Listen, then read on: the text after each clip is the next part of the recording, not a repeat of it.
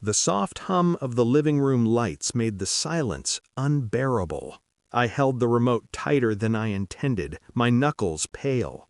The camera feed flickered on the screen, and there she was. Not a stranger. Not a stranger smiling. Not a stranger reaching out. Her. I froze.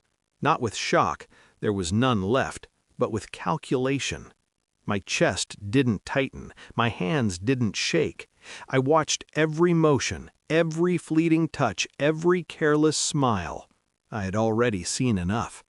But tonight I wanted the clarity of the frame, the confession of motion, the irrefutable proof. A message pinged on my phone. My friends, you've got to see this. I leaned back, the faint smirk tugging at the corner of my lips. I laughed, a short, controlled laugh, not loud, not hysterical, just enough to acknowledge the absurdity of human deception. They gathered later, drinks in hand, the TV casting her betrayal across the room like a spotlight. I didn't explain. I didn't need to. My eyes said everything. She had smiled at me that morning, coffee in hand, pretending like nothing had changed. But my mind had already seen the truth. The subtle flicker of her phone when I wasn't looking, the whispered texts she thought I would never notice. It wasn't about lust.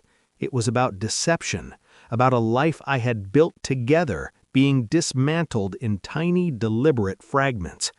My stomach twisted, but not with weakness, with focus, the kind that grows cold when betrayal becomes an equation to solve. I replayed the footage, her laugh, the way she leaned into him, the careless brush of her hand. I remembered every promise she had whispered, every forever she had said. And now, empty, hollow, used. I didn't yell, I didn't storm. I recorded, I observed, I absorbed every detail, storing it in the vault of my mind. Every plan, every move, every lie, cataloged. Days passed, but I acted as if nothing had changed. Dinners, small talk, the mask of normalcy. All the while I collected evidence, bank statements, phone logs, travel schedules, a careful, methodical assembly of undeniable truth. I tested her. Small, innocuous questions, casual mentions, nothing too pointed. Her reactions were telling, eyes flicking, pauses, slight changes in tone, every imperfection a confirmation.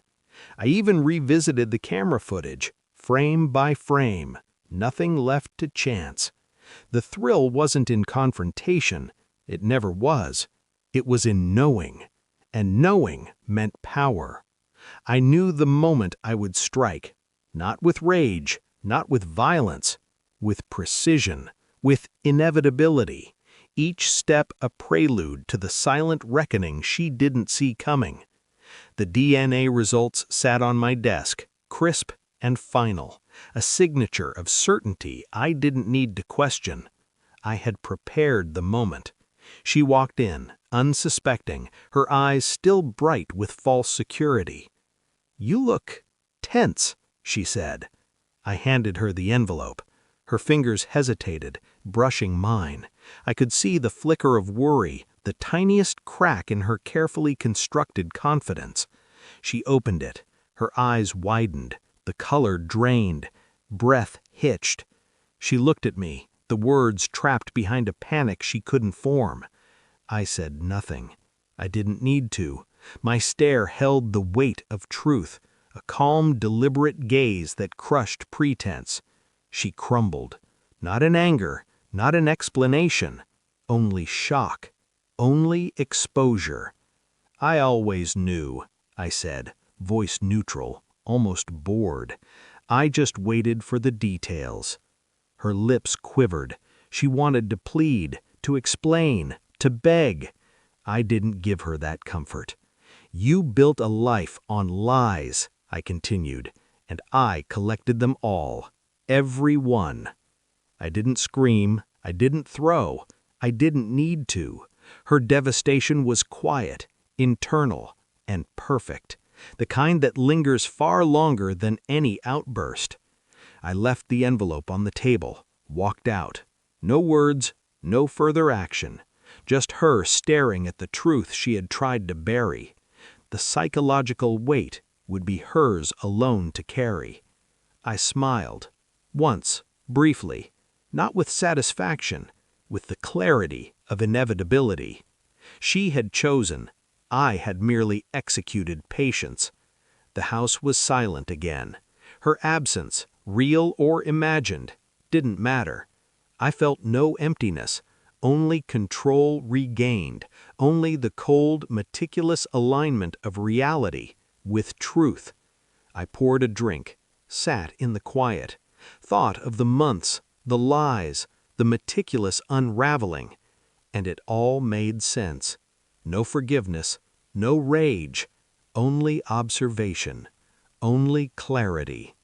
I closed the door behind me, quiet, decisive, gone. And in the stillness, I realized I didn't need her to suffer publicly. I only needed her to know she had lost.